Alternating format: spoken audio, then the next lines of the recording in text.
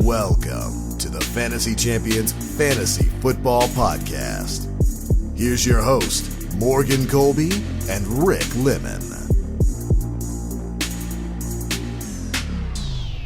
Welcome to the Fantasy Champions Fantasy Football Podcast. My name is Morgan Colby. You got Ricardo on the other side of the screen, Ricky Lemon. What's going on? It's cracking. What do I call you? You used to be called when we were kids, Ricky. Yeah. And do people still call you that, right? Yeah. For the most part. Yeah. Do I call you Ricky or Rick more often? Rick, Yeah. I think. There you go. Age you up by 10. See, it's weird because Your dad's called Rick. some of my closest friends call me Rick, but most people will call me Ricky. So it's like, yeah. It's like, and then you'll get Ricky's like the entry level name. you'll get the occasional Richie. And then once too. you get there and they know you enough, you drop the Y because you're too lazy. Right. It's like It's not worth it anymore. Just Rick. Yeah. Anyway, welcome to Fantasy Champions Fantasy Football Podcast. Like I said, today we're going to talk trade targets for Week 10 to get you prepared going into Sunday. And try to negotiate these deals. If you're watching college football today, just go at it on negotiating these deals.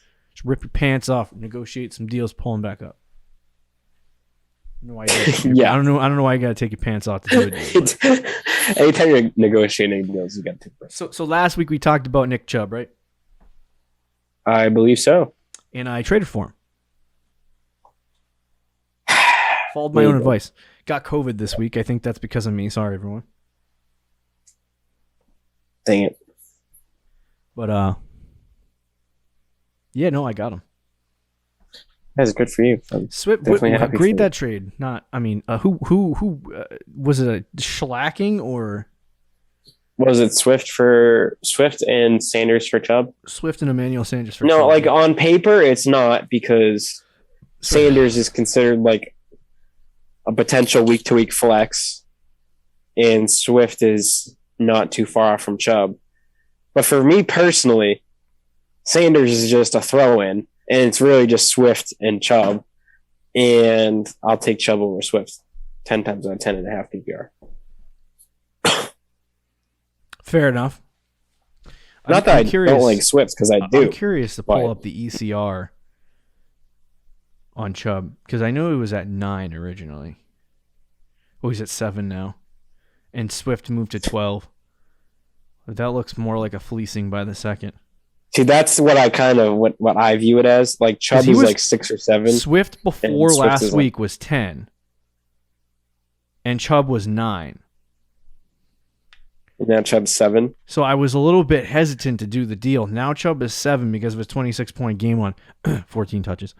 And Swift obviously had a bye, so he moved to 12. Hey, Chubb gets into the top 5. I'm feeling good. I just wish Josh Jacobs wasn't ranked as the RB24. If Chubb plays this week and plays against the Patriots, are you rooting for Nick Chubb to get 3 touchdowns? 100%. We can overcome that. Yeah. 24-21, Patriots win. As long as all the points are scored by Nick Chubb. Right. But anyway, trade targets, Week 10. Coming at you. Before we jump into it, check out our website, fantasychampions.com. Follow us Twitter, Instagram, TikTok, Facebook, all those places. If you're listening on Apple Podcasts, Spotify, Stitcher, or any other podcast platform, leave a review, share this pod with your friends. If you're watching on YouTube, if you're watching on the tubes, subscribe, click the bell for notice, and then comment down below any trade questions you have. We were talking about how we were going to do grade trades. I totally forgot about that. I did forget about that too. We freaking forgot. We should start doing that. Now that we should. 3 weeks. Was it week 10, 11, and 12? 3 weeks until you can stop trading for normal leagues? Yeah, something like that. I think ours is week 13 or 14. Yes, I think so. I like trading. But anyway, let's jump into it. The first guy on the list is Austin Eckler. Rick, enlighten us with your graceful thoughts. Eckler has been a beast all year. Yeah, dude. He has had some bad games, but it's crazy. Even in his bad games, So against the Baltimore Ravens in week 6, he had 6 carries for 7 yards. Oh my God. And he still finished with 7.5 fantasy points. That's really bad. It's really bad, but it's like he still turned it into something. And the week before that, he had 30. And the week after that, he had 21. It's the pass catching, man. It's the pass catching. But that's not going to change. Obviously, he's coming off a week where he didn't really do too much. Was one of his worst weeks. 9 fantasy points. Buy him. Because the amount of games rest of the season he's going to get under 10 might be 0, to be honest. Yeah. I'll give him 1. I'll say he gets 1.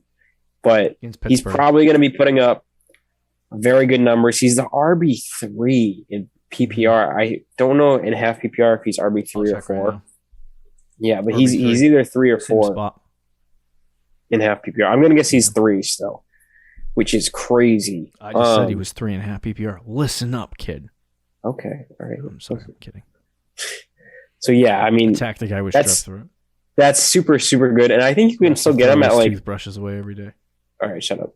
I think you could still get him at second, like whatever second round value is. Okay. Or like early second, late first, so like a top receiver kind of like a like would you trade DeAndre Hopkins for Austin Eckler straight up right now? You need a running back. So you're thinking about it. To me, it's not even that close. Oh no, it's not close. Like I'm trying to decide if that's a fleece.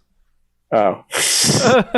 Yeah, no, I mean, Hopkins right now has not been performing super great, so I feel like the manager who has him is going to be like, frick you, but true. That could just be me. I wanted to pull up the numbers real fast. Hopkins, Hopkins, though, is a bigger name, I think, than Eckler for the average. What I like to do is, similar to what I did, like we were just talking about the Chubb Swift deal, and similar to that, what I really like to do is I understand that most likely, especially at the running back position, the only way to upgrade the running back position is to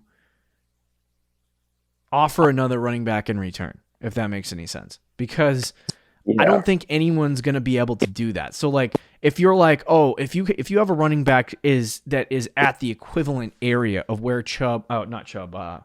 where Austin Eckler is on the season, that you're kind of nervous about moving forward, and you're like, yeah, this guy's been kind of outperforming where his actual ceiling is, and he's going to come down, or schedule's hard, or whatever, and you want to upgrade that running back position, you're going to have to throw a guy in and then add more, and that's just what it's going to take.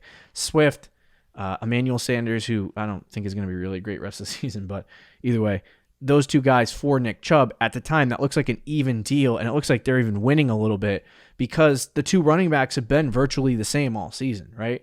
Fantasy points wise. Yeah. But if you have these, if you have this situation where you want to upgrade that position, and this other guy like Nick Chubb, for me, I know is a top 5 running back when he's on. Right. It's worth doing the deal.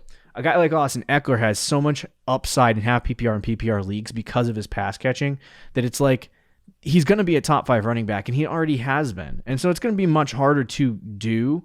But right now on the season, the RB3 is Joe Mixon. Would I trade Joe Mixon and another asset to get Austin Eckler? Hell yes. Yeah.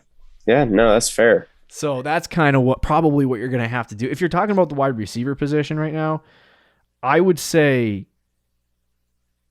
I don't know. It's like you might have to trade Adams. Yeah. If the other team really wants that. I mean, listen to this right now. This is the top 5. Cooper Kupp, Tyreek Hill, Jamar Chase, Deebo Samuel, Marquise Hollywood Brown, Devontae Adams, DK Metcalf, Mike Evans, Michael Pittman Jr. Like, what is this top 10? I know. That's so weird. That is so weird. So, I feel like, especially right now with the landscape of fantasy football, it is going to be a little bit more difficult for a person to trade for Austin Eckler via the wide receiver position. But there might be a team who is loaded at the running back position that has no wide receivers. And if that team happens to have Austin Eckler, then a wide receiver deal probably would make sense. But I just don't know what the circumstances are in your league. So yeah. If you asked me 3 months ago, Eckler for DeAndre Hopkins, I would have been like, yeah, that's probably a fair deal. A couple months ago. Right. But No, same. anyway, yeah. I didn't even mention anything about Austin Eckler being a guy. I just told you how to trade for him. Yeah, I mean that's fine, but yeah, Eckler's a beast. I mean, he's got a great rest of the season schedule too. So Yeah, I think Minnesota, Pittsburgh is kind of tough, I guess, but against running backs, I don't know how they've done. Denver, the Bengals, easy. The Giants, the Chiefs, the Texans. Those are 4 straight easy matchups. I'm gonna give you. Um, I'm gonna give you the playoff top games too. the top 10 real fast because we got to move on. But the top 10 at the running back position right now: Henry, Taylor, Mixon, Eckler, Kamara. That's 5, right? Yeah. Najee, Cordero Patterson, Aaron Jones, Okay. James Conner, Ezekiel Elliott, and then if I counted wrong, it's 10. Darrell Henderson. That's 10. Okay. So with that, James Conner and Cordell Patterson are in the top 10. That's gross. who do you take? Now, Derrick Henry's hurt, so I'll take him out of here. Austin Eckler or the following top 10? Austin Eckler or Taylor? I would take Taylor. Eckler or Mixon? Eckler, probably. Eckler It's or close. Kamara? That's close. With Jameis out for the year, I think I would take Eckler. Eckler or Najee? Oh, I think I take Najee. Okay. Patterson or Eckler? It's tough though. These are Patterson those or are all Eckler? toss-ups. Easily Eckler. Aaron Jones or Eckler? I would take Eckler. James Conner or Eckler? Eckler. And then Ezekiel Elliott or Eckler? I'll take Eckler. So I think some guys with name value like Ezekiel Elliott, Aaron Jones, like Yep. you could trade Definitely. those guys to get Eckler and Joe Mixon, obviously.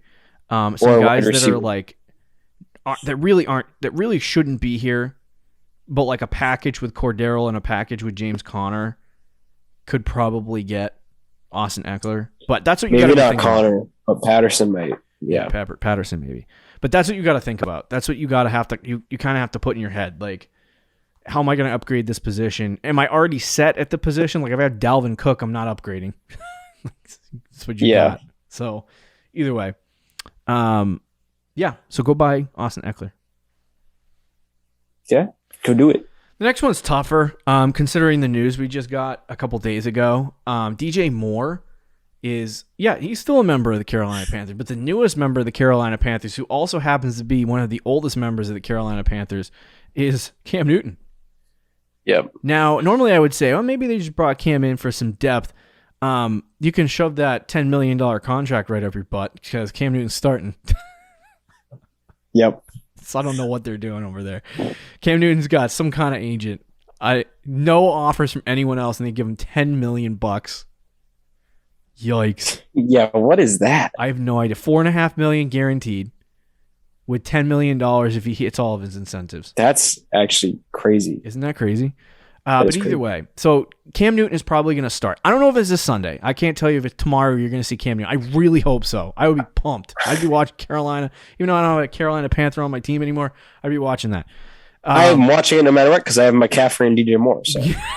You're trapped. You're trapped, my friend. The hope is that everyone else on this team is trash to the point where DJ Moore and Christian McCaffrey just get every single one of the targets That's my Cam hope. Newton has to offer. Yep. That is concerning. I will say that. Now, Sam Darnold's out for 5 to 6 weeks, is what I heard.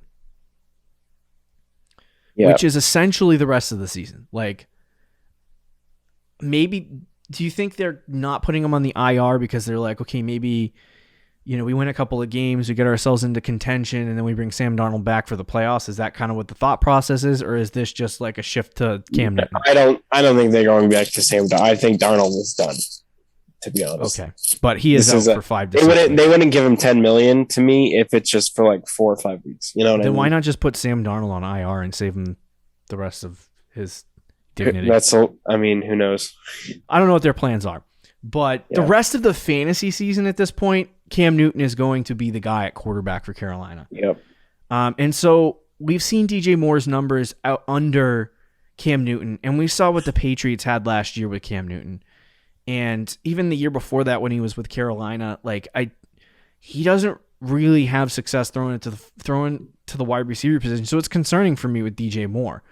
But do you feel like the rest of the fantasy community and the rest of, not just the fantasy community, but the rest of the fantasy world of people who play fantasy football, do you feel like everyone's kind of having that same mindset where Cam Newton's coming in, this isn't really a good thing for DJ Moore, and you're starting to get a little complacent? Because you're the DJ Moore guy. Yeah.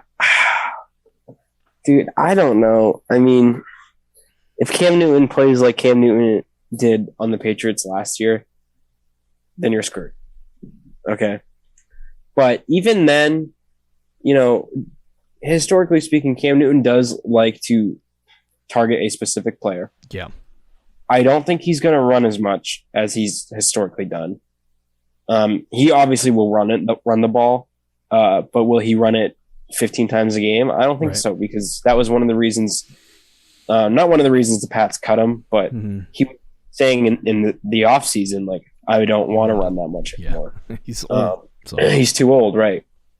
I think another thing is there won't be as many big plays for DJ Moore, or the option for that, I don't think, but Cam Newton will probably dump the ball. It's great. It's actually kind of great for McCaffrey. He's going to dump the ball off a lot. Oh, yeah, dude. McCaffrey's going to score a lot. Yeah, I mean, McCaffrey's best year was with Cam Newton, I think. So it would make you feel good about this trade. Yeah, I know. My only way. No, but I do think DJ Moore will get a lot of targets. It's just a matter of what he's going to do with it. It's all going to be dependent on Cam Newton. Does it make me feel great? No. Do I think have I given up hope? No. We'll see how he plays. I think it is a good time to trade for DJ Moore, though, because the owner is probably puking. Yeah, no, that's kind of what my thought process is. Like, you have DJ Moore in your team, and most of the people who have DJ Moore are probably panicking right now a little bit. Yeah. And I feel like the target share probably isn't going to change for DJ Moore. They're drawing things up for him to get open, and there's not really another receiver on that team that can do it. Robbie Anderson sucks. Terrace Marshall's a rookie. They don't have a tight end. Like, the two targets on the team are Christian McCaffrey and DJ Moore. And if you split the targets evenly, Cam Newton throws it 28 to 30 times, there's a good shot that 6 to 7 of them are going to McCaffrey and 10 to 11 of them are going to DJ Moore. So the question is how efficient this offense is something you're going to have to watch. But I feel like because of the complacency around DJ Moore, this is going to be an easy buy. Yeah. I hope you're right. That's Plus, DJ Moore. Even with Darnold. I have DJ Moore in like 3 weeks, so I'm really... Even with Darnold, they've been inconsistent, so... Yeah, no, that's true. So yeah, I go by DJ Moore. Okay. Number 3, and I'm surprised this is not on... I looked at a ton of trade targets lists today, and I'm surprised that this guy is not on more of them. He was on a list to sell.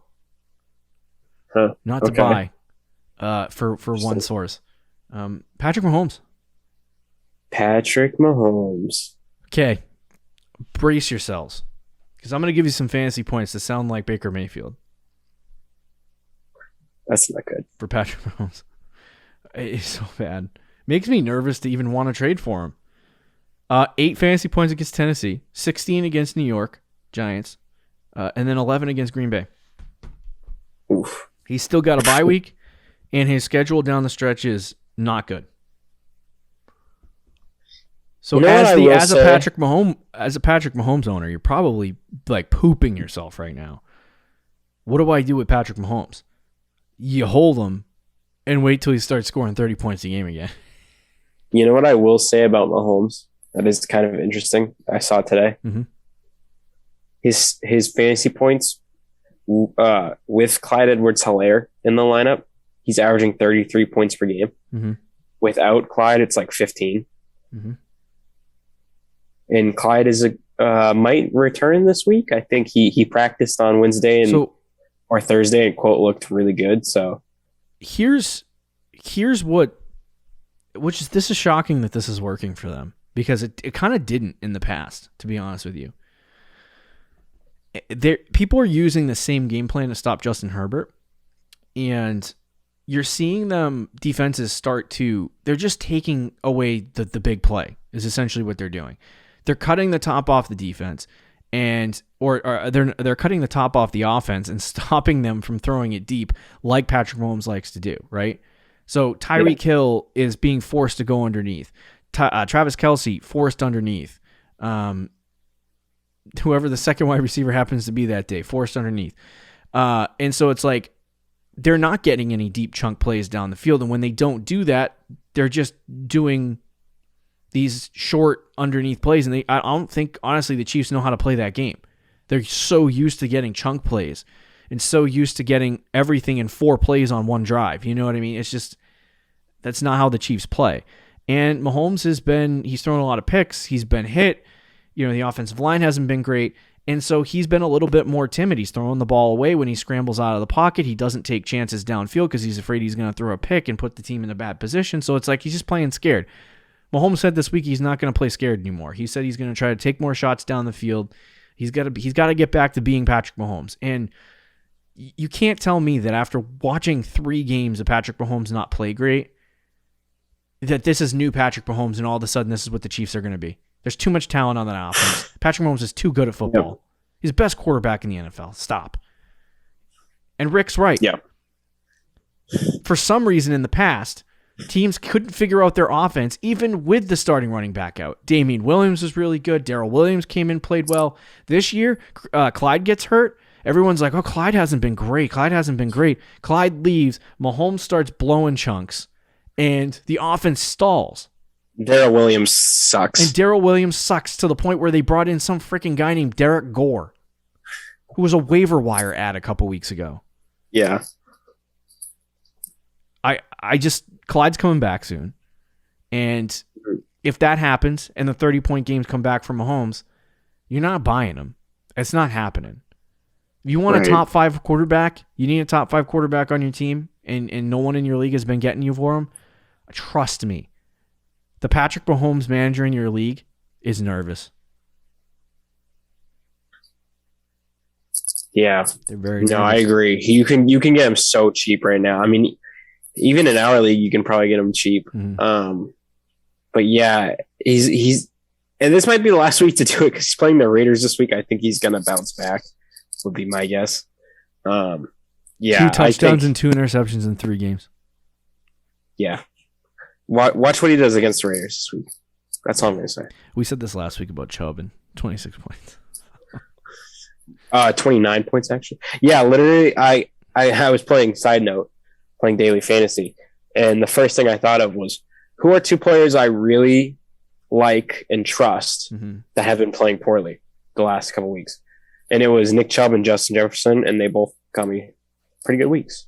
Nice. So, yeah. Win some cash? No, because I also had every week. There's one player that screws me. That's how it always is, though. That's what she said. Okay, well, we can move on. We can move on. Yeah, go buy Mahomes. I don't know what it's going to take, but just buy him. Yeah. Number 4 is James Conner, and we'll go really fast on these last guys. I love that we only have 1 wide receiver on the list this week because people need those running backs. And it's James Conner. We talked a little bit about him on the Starts and Sits show. We have him as a start for this week. I don't know what they're going to do with Eno Benjamin. I don't know if he's going to play a similar role to Chase Edmonds. We'll see that after this week's game, but my expectation is that James Conner is going to come in and play a full-time role. A couple of years ago, right before the Arizona Cardinals traded for Kenyon Drake, they had Chase Edmonds playing a full role, and it looked really good in the Cliff Kingsbury offense. It looked really good. A 20-touch per game role for Chase Edmonds because David Johnson sucked, and it looked good. And then they traded for Drake, and it was more of a split backfield, which is what we've seen over the last year and a half, and even the beginning of this season.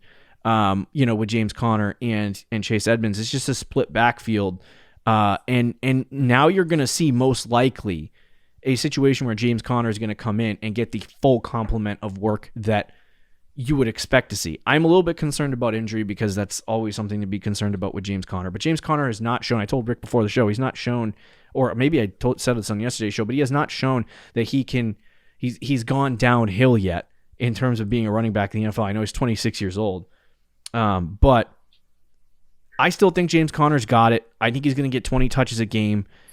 It might be. Do you think it's going to be hard to get him after the 37-point game, 39-point game that he had? Yeah, that's my only concern is it might be. I'm not going to lie, it might be. But if you can get him now, it's a great time to get him because the next couple of weeks he's probably going to be an RB1.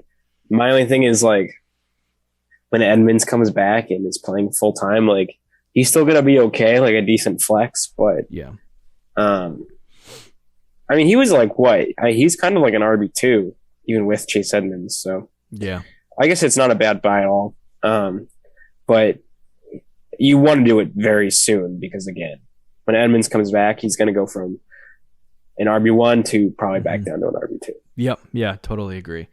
And then the final guy we have on this list is Aaron Jones.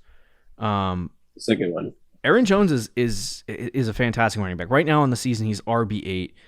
The Packers have had some ups and downs this year, but after week one's bad performance for Aaron Jones, he had 38 because, what I'm going to say is draft Aaron Jones and then let him have that 38-point game, 40-point game in week 2 every single year and then trade him. He just always scores 30-plus in week 2. But he had 38, 16, 9, 12, 19, 6, 20, and 5. So the last 3 weeks, he's had one 20-point game against Arizona, but outside of that, he struggled. This week, there was anticipation that he might struggle because of Jordan Love. They were shut out offensively, essentially. They didn't score a point, did they? So they were shut out? No, Jordan Love threw a touchdown, bro. Oh, that's right. So almost shut out.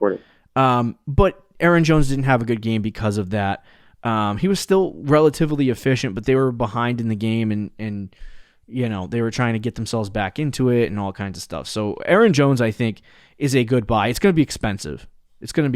But this is another one of those Austin Eckler-like upgrades that you can make to your team where there are some guys that are overperforming their value, like a Joe Mixon, like maybe even an Ezekiel Elliott, not really overperforming, but kind of putting themselves in that position where they're probably just low-end running back ones at this point. And I think Aaron Jones has the ceiling of running back, top 5 running back as does Austin Eckler. So I feel like there's a good opportunity to buy him with the same strategy that I used before. And he has a decent schedule down the stretch. So yeah, I would take Eckler over Jones, but I do like Aaron Jones rest of the season. I think he's a good buy and it's a good time to do it. Because like you said, the last few weeks he's been struggling. A lot of people expected Aaron Jones to not play well with Jordan Love, but the average Aaron Jones owner probably doesn't think that. They're like, oh, you played against the Chiefs, only had 5 fantasy points with back. He's still, you're going to have to buy him at low RB1 value, but I think that's worth it. Because I think he's got, like you said, decent rest of the season schedule. And when Aaron Rodgers comes back, he's going to have those weeks where he just gets like 20-something points. And you're like, what the heck? And then he'll have 1 or 2 bad games, but he's going to be like an RB1 every other week. Yeah, I agree. There you go. There's some trade targets. Okay. Week 10's not in the books. You got to watch it, but week 10 content for us is in the books. Flying through the season. Just 8 weeks of fantasy content to go. I can't believe crazy. That. And then we move into 2022, which is just astounding to me. Have a good weekend. Good luck, guys. Later. Thank you for listening to the Fantasy Champions Podcast. Make sure you subscribe on iTunes and YouTube and follow us on Twitter @TheFFChamps.